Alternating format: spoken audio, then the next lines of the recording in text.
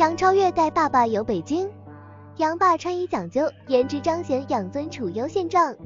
说来杨超越出道已经有好几年了，作为选秀出道的她可以说是逆袭了，完全改变了自己的生活轨迹，更是改变了家庭经济现状。而成名后的她倒也没有飘，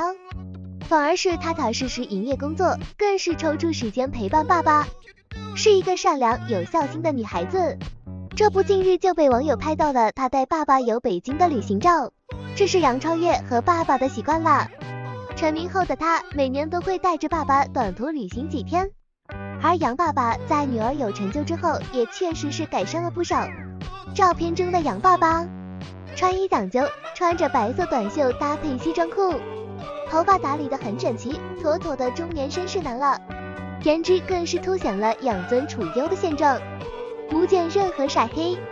皮肤很白，可见他倒是少了很多之前的辛苦生活。要知道现在这么热的天，如果是以前的生活，杨爸爸不可能有如此肤色的。不过也能理解，比较现在杨超越有能力了，自然是不想要爸爸那么辛苦工作，自己完全可以养家了。